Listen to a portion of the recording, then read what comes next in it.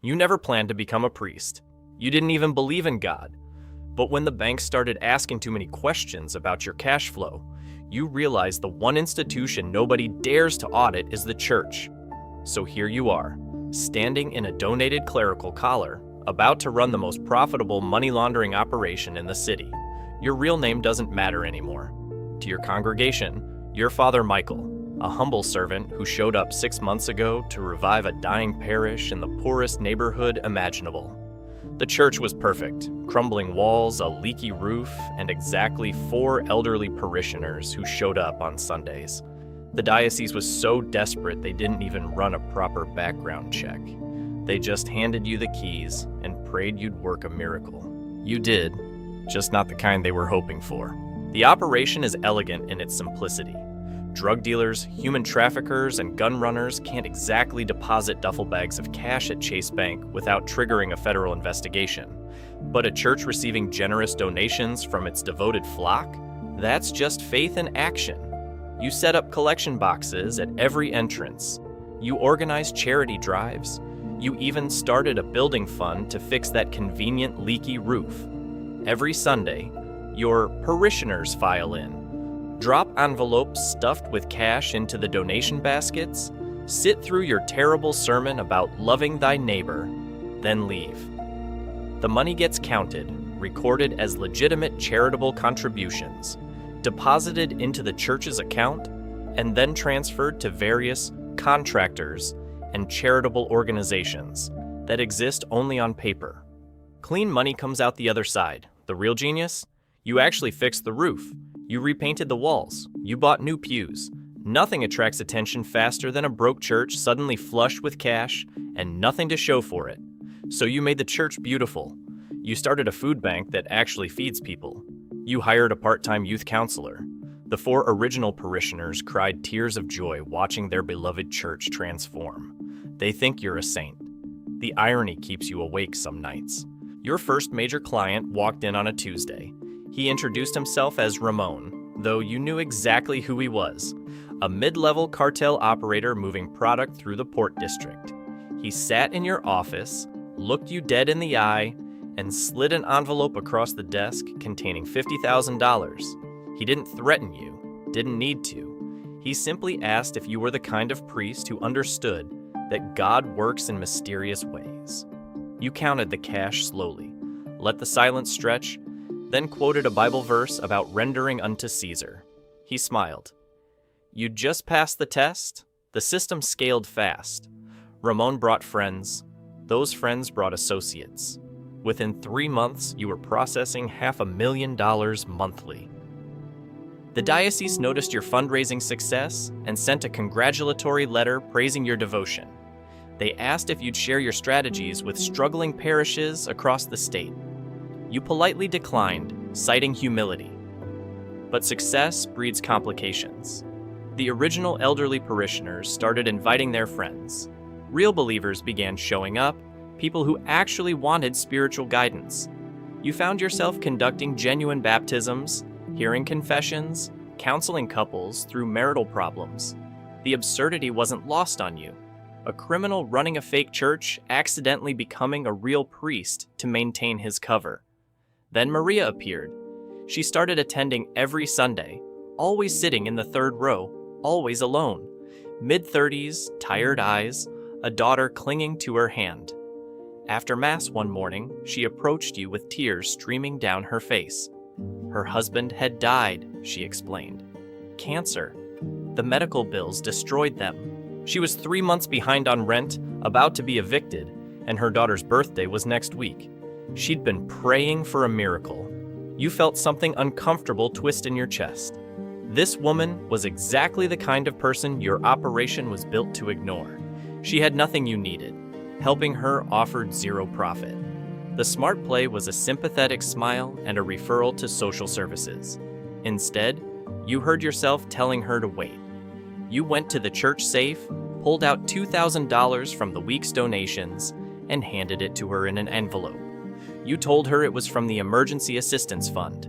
She collapsed into sobs, calling you an angel sent from heaven. That night, Ramon showed up unannounced at your residence behind the church.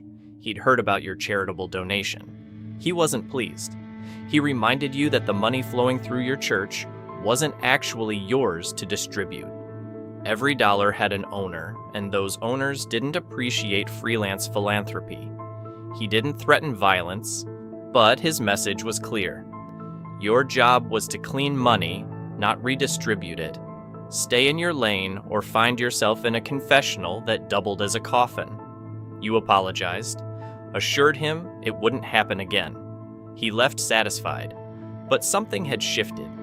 You'd spent months playing a priest, and somewhere in the performance, a sliver of the character had infected the actor. The next Sunday, attendance hit an all-time high. Your money laundering clients mixed seamlessly with genuine worshipers. You preached about redemption to a room full of people who needed it, criminals and struggling families sitting in adjacent pews. The collection baskets overflowed. You processed the money with mechanical efficiency, separating the marked bills from the genuine donations, routing everything through the proper channels. But you kept thinking about Maria, about her daughter's birthday, about the mathematical reality that the amount you'd given her represented roughly 30 seconds of your operation's weekly cash flow. You could help dozens like her without even denting the profit margins. The thought was dangerous. The thought was stupid. The thought wouldn't leave. Wednesday afternoon, a black sedan pulled up outside the church. Two men in expensive suits stepped out. They weren't your usual clients. These men moved with a different kind of authority.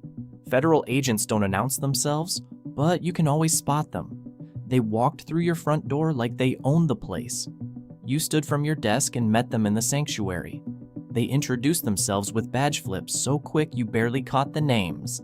FBI, Financial Crimes Division. They'd been investigating irregularities in your church's financial records. Donation patterns that didn't match typical nonprofit behavior. Large cash deposits with no corresponding donor documentation.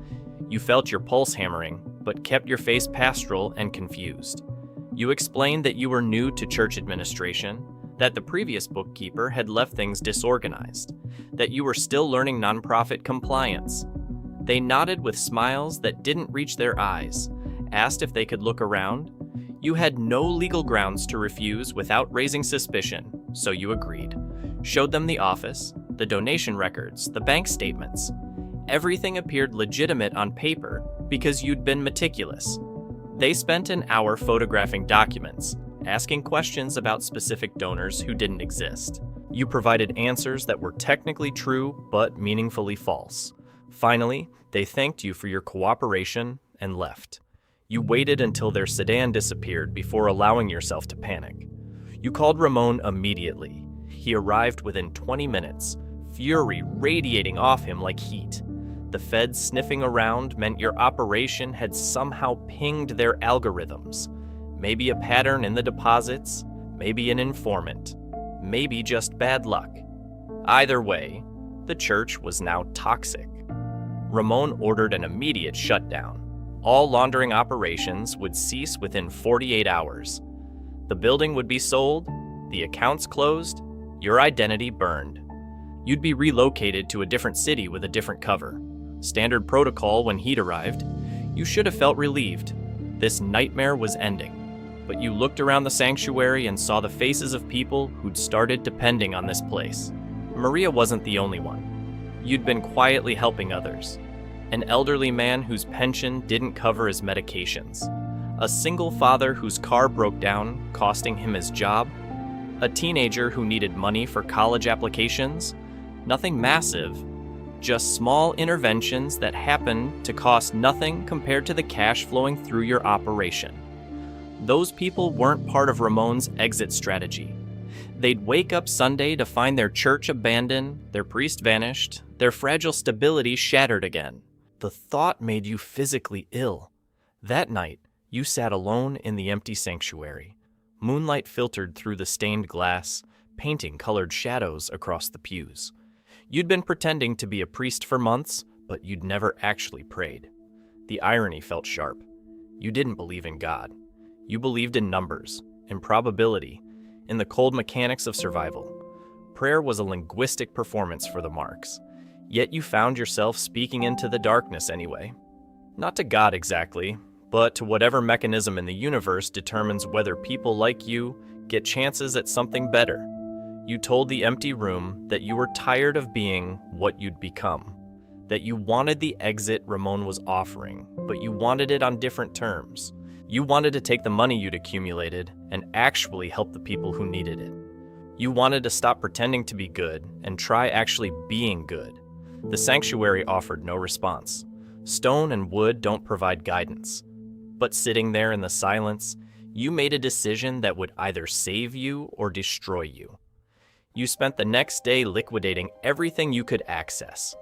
Not the cartel's money, you weren't suicidal, but your personal cut from months of operations, your emergency reserves, every dollar you'd skimmed legally from the legitimate donations. It totaled just under $40,000. You withdrew it in cash. Then you started making calls. You contacted every person you'd helped, plus a dozen others you'd identified as desperate. You told them the church was closing unexpectedly, but there was emergency assistance available. You set up appointments throughout the day. Each person arrived expecting prayer and sympathy. Instead, you handed them envelopes, amounts calibrated to their specific crises, enough to matter, not enough to raise questions. You told each of them the money came from an anonymous donor who wanted to help before the church dissolved.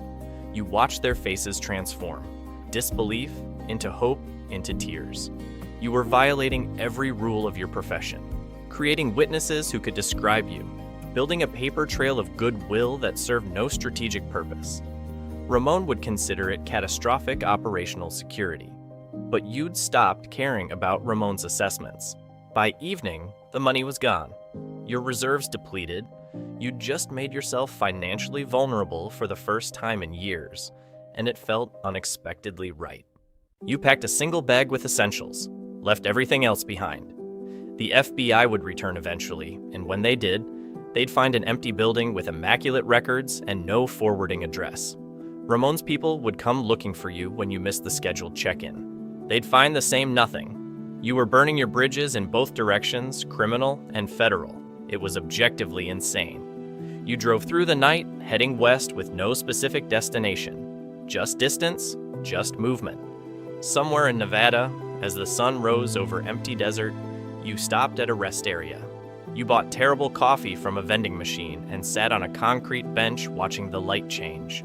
For the first time in your adult life, you had no identity, no cover story, no organization backing you, no plan beyond surviving the next 24 hours. It should have been terrifying. Instead, it felt like breathing after being underwater too long. You'd been a criminal playing a priest who accidentally started acting like one. Now you were just a person who'd done something decent and paid for it with everything. Whether that made you stupid or redeemed didn't matter. You were free from the performance. Your phone buzzed. Unknown number. You stared at it, knowing it was either Ramon or the feds. Either meant the end of this fragile moment. You let it ring out, finished your coffee, walked back to your car, drove toward whatever came next. The rearview mirror showed nothing but empty highway. No pursuit. Not yet. Just open road and possibility. You turned up the radio and kept driving into the light. You never set out to be anyone's savior. You just wanted to clean dirty money and stay breathing. But somewhere between the fake sermons and real confessions, between laundering cash and actually helping people, the mask fused to your face. Now you're driving through the desert with nothing but a tank of gas and the strange weight of having done one decent thing in a lifetime of wrong ones. Maybe that's not redemption. Maybe it's just a different kind of running. Either way, the road stretches out ahead, and for once, you're not looking back.